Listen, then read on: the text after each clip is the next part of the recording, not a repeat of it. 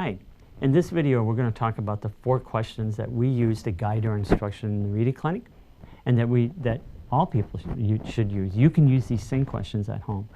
When a child gets to a certain word that you want to investigate, we have 4 questions that we use to guide the child. And we want the child to use these questions when they come across a word. They're not quite sure. What does it mean? So here are the 4 questions, and these come from Pete Bowers, P-O-W-E-R-S. You can look him up. He's got tons of information on the internet. Here are the 4 questions. What does it mean?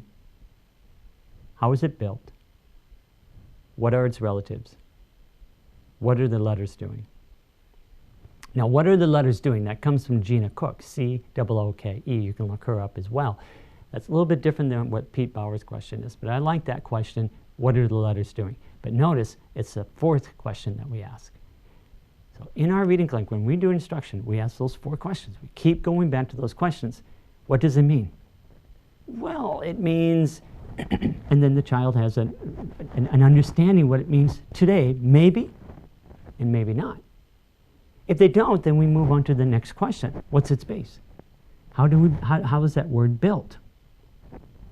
In our other videos today, I'm going to show you how to do word sums. And we want the children to work them into word sums. So we'll show you how to do that. But at that point, then, we want the child to start peeling off suffixes and prefixes. So we always have them start peeling off suffixes. Let's take the word trial. How's that word built? Is AL a suffix?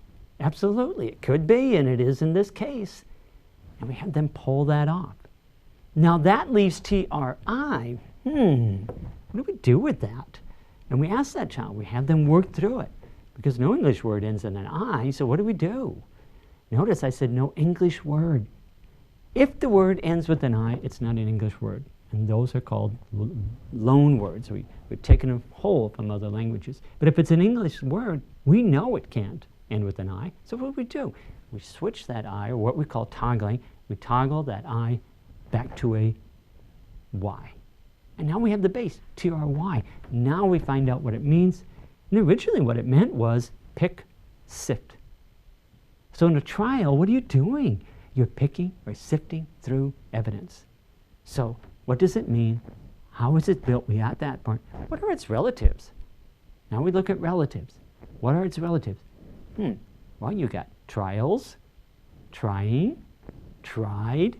And notice on trying, you don't change the Y to I because we can't have 2 I's, double I in our language. So we maintain the Y.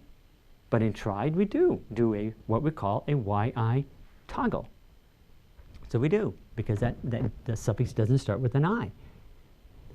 And we got tries, trying, trial, trials. What about triage? Is that related? Is that a relative? Well, if we do take off the AGE, we end up with that TRI, and lo and behold, it is a relative. And a triage, in medical terms, meant that you picked or sift through the wound to determine who was the worst wounded soldiers that were coming into an operating area. But notice the pronunciation changes, doesn't it? So those are the questions we ask, and that comes then to our 4th question. What are the letters doing? What are they doing? And that then you take a look at, for example, in triage. What is that G doing? It's representing J. And why?